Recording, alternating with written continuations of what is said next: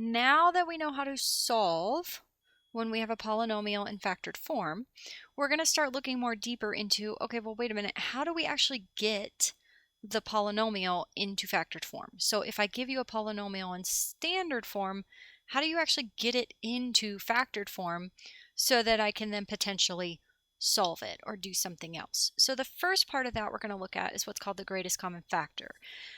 You guys have done this before. If you usually do it when you're like adding fractions or something like that,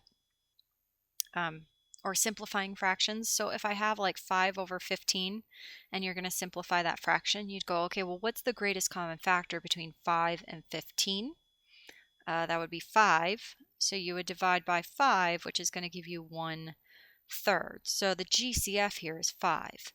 Same exact thing, except now we're going to add on variables. So not only are we looking for the largest number that will divide out of something evenly, you're also looking for the largest number of variables that will do the same thing. So the definition I'm going to give here is very not precise, but it's the largest thing that will divide evenly into all terms. Okay, and I mean all terms in your polynomial. So let's go actually look at that. Example number 2, factor out the greatest common factor. So you have two terms here. You have 4x to the 4th and you have 24x to the 3rd. So I'm going to divide both of these by the same thing. So I'm going to set it up. And first I'm going to look at the 4 and the 24. Okay, consider that like a fraction. If you had 4 over 24 and you wanted to simplify it, what would you divide the 4 and the 24 by in order to simplify? 2, yes, they're both divisible by 2, but something's bigger, and the answer there is 4. Okay, so the greatest common factor there is 4. Now, adding on to this idea, you have an x to the 4th and you have an x to the 3rd. So how many x's can you get out of both of those without taking too many? And the answer there is, well, I can take 3. If I take 3 x's out of this second one, then I'm just not going to have any x's left. If I take 3 x's out of this one, well, this guy has 4. I'm taking 3 of them out. I'll have 1 left. You cannot do x to the 4th because if you try to take 4 x's out of here, he doesn't have enough. You would be 1 short. Okay, so the most we can take is x to the 3rd. So your greatest common factor is 4x cubed, and we're going to factor that out. The way you do that is you put 4x cubed in the front, you follow it by a set of parentheses. Then you go up here and you say, okay, well, if I divide 4 by 4, that's going to get me 1. And if I have x to the 4th, that's 4 x's. 1, 2, 3, 4. And I'm taking out 3 x's. That's 1, 2, 3. So this guy goes with that one, that guy goes with that one, that guy goes with that one. I'm left with 1x. So I have 1x. Then I keep my plus sign. And I look at 24 divided by 4. 24 divided by 4 is 6. And then I've got x cubed. So I've got 1, 2, 3. And I've got x cubed. 1, 2, 3. So I take out 1 with 1 and 1 with 1 and 1 with 1. I don't have any x's left. So I close my parentheses. This is your polynomial in factored form. Okay, the way we check that, this is your answer, by the way, you're done. Okay, we're going to stop there, but we're going to check that. So if I check that, I would just multiply it back out.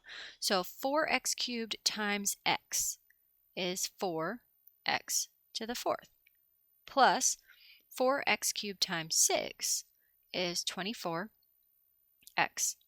cubed. So then I look back up here. That is, in fact, what we started with. So this was standard form. This is factored form. They're equivalent. Let's try again. Letter B, factor out the greatest common factor. So this time we have 3 terms. So 1, 2, 3. Now, I'm looking at this. I'm going, okay, I have a negative 54. I have a 9, and I have a 27. I'm looking at the numbers first. The other thing I'm looking at, and this is going to come into a rule, so we're going to make a little note over here, is you notice that the leading term, leading, is negative. When you're factoring, rule, the leading term must be positive. Okay, so how would you get that leading term to be positive? And the answer is factor out a negative. So negative, negative, negative. Whatever we take out, if it's a -1, a -2, a -3, we want it to be positive. Or I'm sorry, we want what we take out to be negative because we want this leading term to flip over to positive. Some teachers might disagree with me on this, but that's the rule we're going to follow.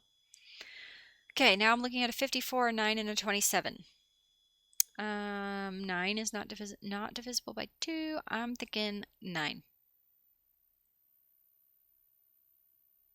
Okay, so -9. And then I'm looking at my variables. Here I have an x cubed. Here I have an x. Here I don't have any x at all. So is there a variable I can get out of all 3 of them? And if so, how many? And the answer to that is nope, because this guy doesn't have an x. This guy could give me 3 x's. This guy could give me 1. This guy doesn't have any, so I can't do it. So my greatest common factor is simply -9. Okay, so -9, open your parentheses. First thing I'm looking at is -54 divided by -9. You would think as a math teacher I would know this. 6 times 9 is 50, that's 6, right? Okay, pretty sure. 9 times 6 is 54. Okay, so -54 divided by -9 is +6. I'm not taking out any x's, so just x to the 3rd power. Moving on to my next one. 9x divided by -9. These are going to go to 1, but my positive divided by my negative is going to give me -1x. The x is still left over. Then my third one, I've got a +27 divided by a -9 minus 3. Close my parentheses.